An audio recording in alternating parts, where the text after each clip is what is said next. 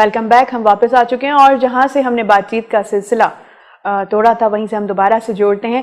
مدبر صاحب ہم بات چیت کر رہے تھے اس حوالے سے کہ مطالعے کی عادت ختم ہو گئی ہے اور رہنمائی کرنے میں ہمارے اساتذہ بہت اہم کردار ادا کرتے ہیں.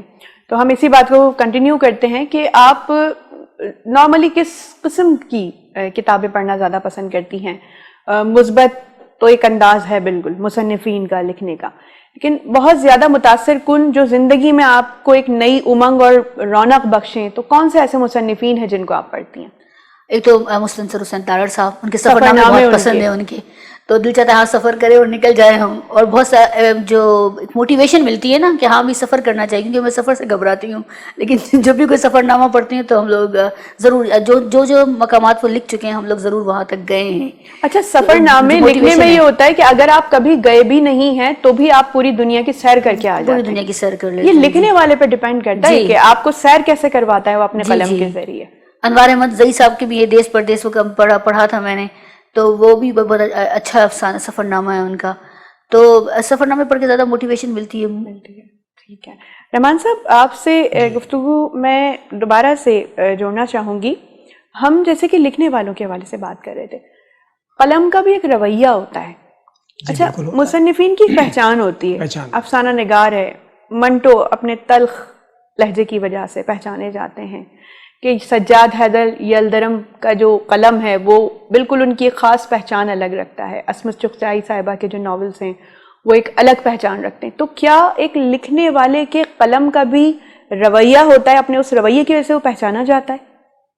دیکھیے، میں نے بھی آپ سے عرض کیا تھا نا کہ موضوع کے حوالے سے بھی، اسلوب کے حوالے سے بھی، زبان و بیان کے حوالے سے بھی لکھنے والے کی ایک پہچان بن جاتی ہے. اس سے تو انکار کیا ہی نہیں جا سکتا کہ اس کا ایک مخصوص انداز ہوتا ہے کہ آپ پڑھ کے فوراً کہہ دیں کہ یہ فلاں لکھنے والے کا ہے، یہ فلاں لکھنے. لیکن میں یہ عرض کرنا چاہتا ہوں کہ لکھنے والے کو، جیسا بھی آپ نے فرمایا کہ قلم کا اپنا مزاج ہوتا ہے، بالکل، تو لکھنے والے کا بھی مزاج ہوتا ہے، بالکل ہوتا ہے. اور جو لکھنے والے کا مزاج ہوتا ہے وہ لازمی طور پر قلم میں بھی در آتا ہے. بالکل. اور جو اس کے مزاج ہوگا، اچھا اگر وہ کسی موضوع پر، جیسا بھی مطلبہ کریں تھے کہ غصہ مجھے جب آتا ہے تو میں لکھتی ہوں، جب مجھے دکھ ہوتا ہے تو مجھے لکھتی ہوں. دیکھیے، حساس طبیعت تو ہوتی ہے، اس سے تو انکار نہیں کیا جا سکتا کہ لکھنے والا حساس تو ہوتا ہے، حساس ہوتا ہے بالکل حساس. لیکن اگر وہ غصے میں ہے تو اسے نہیں لکھنا چاہیے. اچھا، اگر وہ دکھ میں ہے تو اسے نہیں لکھنا چاہیے. پھر اس کی جو ذاتی فیلنگز ہے، اس کے جو ذاتی جو وہ ہے محسوسات، وہ تحریر میں در آتے ہیں اور قاری میں منتقل ہو جاتے ہیں. لکھنے والے کو ڈیٹیچ ہو کے لکھنا چاہیے، اپنی تحریر سے، اپنے موضوع سے یا اپنے اس احساس سے دور ہٹ کے لکھنا چاہیے، اور بالکل یعنی اس کو سمجھیے کہ غیر جانبدار ہو کے لکھنا چاہیے. اگر وہ اپنے احساسات کو، اپنی غصے کو، اپنی غم کو، اپنی دکھ کو، تکلیف کو لے آئے گا تحریر میں، تو پھر وہ باعث ہو جائے گا، پھر وہ جانبدار ہو جاتا ہے، پھر اس میں تعصب آ جاتا ہے.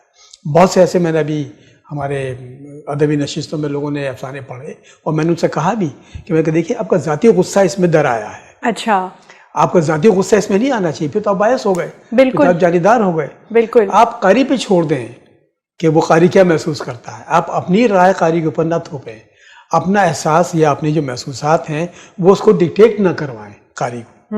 میں بھی ایک بات عرض کروں، میں پچھلے دنوں ظاہر یہ کووڈ کی وجہ سے بڑا خاصا وقت مل گیا، کچھ میری 10-12 کہانیاں بھی میری مکمل ہو گئیں 5ویں افسانے مجموعے کے لیے.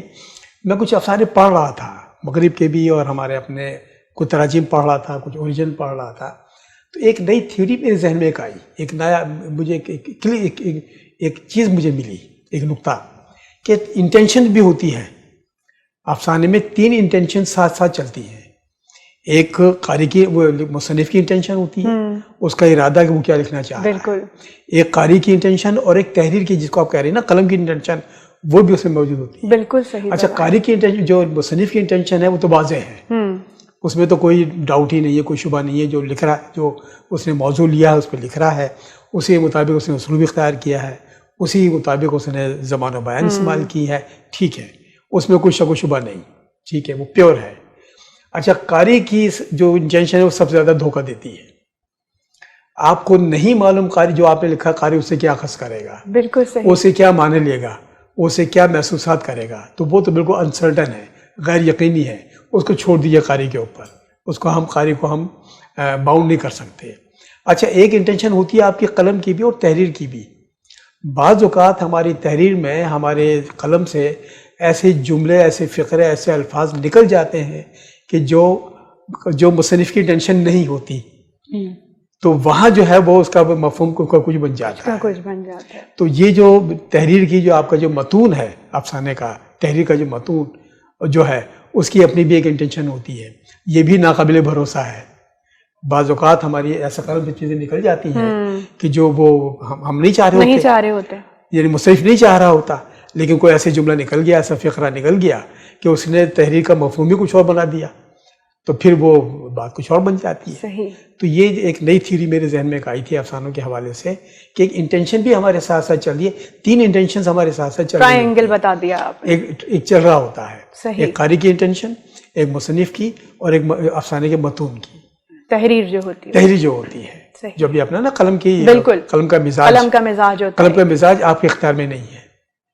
لیکن یہ اس وقت ہے کہ اگر لکھنے والا کمزور لکھنے والا ہے تو پھر قلم اسے قابو میں نہیں رہتا. پختہ قلم جس کے ہاتھ میں نا ہاں تو پھر وہ ادھر ادھر نہیں ہلے گا. اور اگر وہ کمزور لکھنے والا ہے تو پھر اس کی تحریر اسے قابو میں نہیں رہتی, نکل جاتی ہے اس کے ہاتھ سے.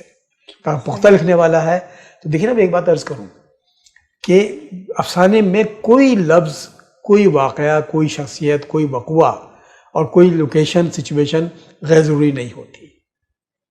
ہر ایک کی اپنی ضرورت کے مطابق استعمال کرتا ہے قاری یہ لکھنے والا. اور کوئی بھی چیز اگر ایسی آ گئی کہ جس کو جسٹیفائی نہیں کر سکا کہ کیوں لکھا اس نے جملہ, یہ لفظ کیوں لکھا, یہ شخصیت کہاں سے آ گئی, یہ کردار کیسے آ گیا, تو یہ اس کی کمزوری ہے. صحیح.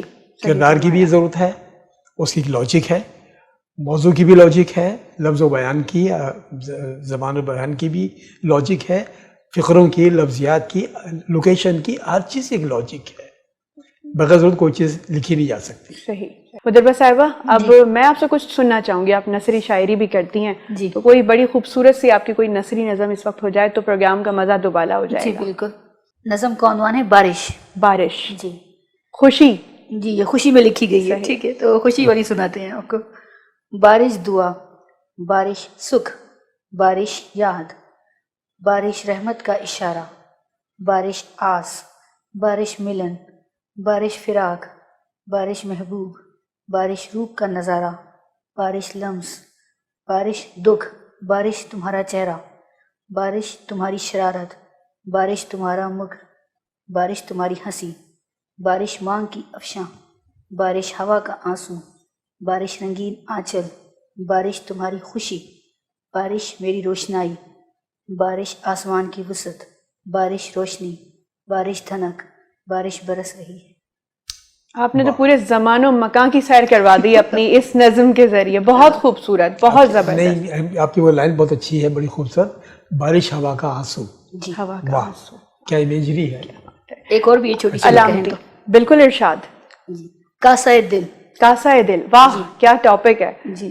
خوشنما بدن میں لبریز کاسہ دل, ہجر کی حدت, غزل کا نیل, محبوب چہرہ, وحشی جذبہ, ادھوری سرگوشی, مکمل کھلتا بھید, اوندھا پڑا کاسہ دل.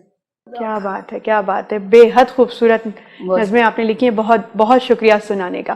رحمان صاحب علامتی, انہوں نے اپنی نظم میں علامتیں بہت زیادہ استعمال کی ہیں. ابھی ہم تھوڑی دیر پہلے علامتی موضوعات کی بات کر رہے تھے, ذرا اس بارے میں تھوڑا سا بتائیے. ان کی نظموں میں استعارے زیادہ ہیں, علامات کم کا استعمال کیا ہے.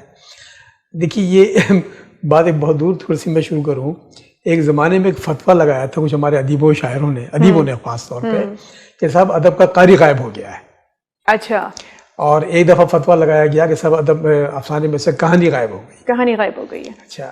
اب میں ایسا عرض کروں کہ نہ تو قاری کہیں گیا تھا, نہ کہانی کہیں غائب ہوئی. کہانی کے بغیر تو افسانہ ہوتا ہی نہیں. اچھا. اور قاری بھی موجود رہا. ہاں ہوا یہ تھا کہ ایک زمانے میں کہ جب علامتی افسانوں کا جب دور آیا تو علامتی افسانوں نے تھوڑا سا ایسا گنجلک وہ بن گیا افسانوں کا رجحان یا ان کا ٹرینڈ, کہ کچھ قاری تھوڑے سے اس سے بددل ہو گئے. اور وہ چیزیں, وہ علامات, دیکھیں علامات اگر آفاقی ہوں تو وہ قابل فہم ہیں. بالکل. وہ قاری کے لیے بھی اور پڑھنے والوں کے لیے, عام قاری کے لیے بھی, ناقد کے لیے بھی وہ قابل فہم ہوتے ہیں.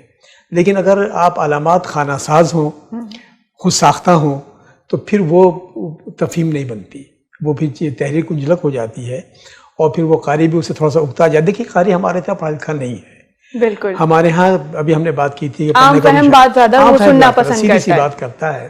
ابھی ہم نے بات کی تھی کہ پڑھنے کا رجحان ہمارے یہاں نہیں ہے، ہمارے ہاں پڑھا نہیں جاتا، مطالعہ کا شوق نہیں ہے. ایک عام قاری سے آپ کیا توقع رکھتے ہیں کہ وہ آپ کی جو ادق قسم کی جو وہ علامات ہیں وہ ان کو ڈیکوڈ کر لے گا، ان کو سمجھ لے گا؟ مشکل ہو جائے گا. مشکل ہو جائے گی. تو آپ کو علامات بے شک آپ استعمال کریں، علامات تو تحریر میں حسن پیدا کرتی ہے، اور جو استعارے ہیں وہ بھی حسن پیدا کرتے ہیں. یہ بھی بات کہنے کے مختلف انداز ہیں، پہلو ہیں، انداز ہیں. وہ اس میں کہ تحریر میں خوبصورتی پیدا ہوتی ہے، تہذاری پیدا ہوتی ہے، اس میں بہت ساری پرتیں ہوتی ہیں. جب آپ ان کو کھولتے ہیں تو پھر آپ کو لطف آتا ہے تحریر کو ڈیکوڈ کرنے میں، اس کو پڑھنے میں. تو علامات بھی ایسی ہوں کہ جو قابل فہم ہوں اور آفاقی ہوں. آفاقی ہوں، صحیح. اگر خود ساختہ ہوں گی اور اگر یہ خانہ ساز ہوں گی، آپ کی اپنی پیدا کردہ ہوں گی، اور پھر آپ یہ توقع رکھیں کہ صاحب میرا قاری جو ہے وہ بات میری سمجھ جائے گا، تو یہ آپ زیادتی کر رہے ہیں قاری کے ساتھ. صحیح ہے. رحمان نشاط صاحب اور مطربہ صاحبہ، بس ہمارے پروگرام کا وقت ختم ہو گیا ہے تقریباً. دل تو نہیں چاہ رہا کہ گفتگو کا ہم یہاں پہ اختتام کریں، لیکن یہ ہماری مجبوری ہے. بہت اچھی گفتگو رہی آپ دونوں کے ساتھ. مجھے بہت معلومات بھی، میری معلومات میں اضافہ ہوا، اور بڑے تسلسل کے ساتھ آپ دونوں کے ساتھ گفتگو رہی. بے حد شکریہ آپ کی آمد کا ہمارے پروگرام میں. بہت شکریہ. تو ناظرین، یہ تھا ہمارا آج کا پروگرام. امید کرتے ہیں کہ آپ کو یقینی طور پہ پسند آیا ہوگا، اور بہت ساری معلومات اردو ادب کے حوالے سے آج آپ میں یقینی طور پہ ہمارے مہمانوں کے ذریعے منتقل ہوئی ہوں گی. اگلے پروگرام میں ہم اپنے نئے مہمانوں کے ساتھ پھر دوبارہ سے حاضر ہوں گے. اس وقت تک کے لیے اپنی میزبان نساء احمد کو اجازت دیجیے گا. اپنا خیال رکھیے گا. اللہ نگہبان.